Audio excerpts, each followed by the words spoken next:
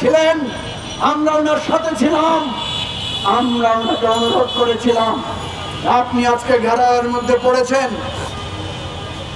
আপনি আমাদের আন্দোলনের সাথী ছিলেন, আমরা যখনই বিপদগ্রস্ত হয়েছি আপনাকে পাশে পেয়েছি। আজকেও আপনি নূরের পাশে এসে দাঁড়িয়েছেন, সেজন্য আপনাকে ধন্যবাদ। কিন্তু আজকে আপনি আমাদের আসিফ নজরুল এক কথা নয়, আজকে আপনি হলেন এই বিচারক, আপনি হলেন সরকার, আপনি হচ্ছেন আমাদের গণ অভ্যুত্থানের চেতনা ধারণ করার দায়িত্বপ্রাপ্ত ব্যক্তি। সুতরাং আপনাকে এর লিড করতে হবে। উনি আমাদেরকে আরো আশ্বাস দিয়েছেন যে এই ব্যাপারে পদক্ষেপ নেবেন। আমরা পরে এসে সংবাদ সম্মেলন করে সবাইকে শান্ত করেছিলাম, কিন্তু আমাদের নেতা ব্যারিস্টার ফুয়াদ আপনাদের সামনে বলেছে এখন পর্যন্ত কোনো পদক্ষেপ নেওয়া হয় নাই, বরং আমরা শুনতে পাচ্ছি নানা রকম তাল বাহানা করা হচ্ছে। আমি অনুরোধ করব, এই তাল বাহানা করে কোনো লাভ নাই। হয়তো মনে করতে পারেন জুলাই অভ্যুত্থানের শক্তিরা এখন বিচ্ছিন্ন বিক্ষিপ্ত হয়ে গেছে, এখন আমরা আমাদের রাজনৈতিক কার্যক্রম নিয়ে ব্যস্ত আছি।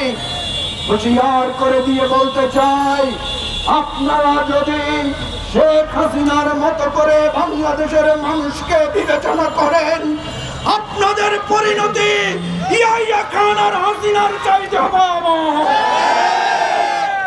সাথী ও বন্ধুগণ, আমরা আমাদের পুলিশ বাহিনী, আমরা আমাদের সেনাবাহিনী, আমরা আমাদের বিজিবি, এদেরকে চাই তারা মানুষের প্রতি বান্ধব হবে, আমরা চাই তারা মানুষের প্রতি সহমর্মী হবে, আমরা চাই তারা বাংলাদেশের মানুষের বিপদে আপদে তারা আমাদের পাশে দাঁড়াবে। সেনাবাহিনীকে আমরা সব সময় সম্মানের চোখে দেখি, কারণ আমাদের দুর্বিপাকে, আমাদের বন্যার সময়, প্রাকৃতিক দুর্যোগে তারা সব সময় এগিয়ে এসেছে। কিন্তু একটি মহল সবসময় সেনাবাহিনীকে আমরা এরকম পেয়েছি যারা মানুষের সাহায্যে না বরং ক্ষমতা এবং প্রতিবেশী রাষ্ট্রের ক্রিয়ানক হয়ে আমাদের দেশকে কলুষিত করার চেষ্টা করেছেন।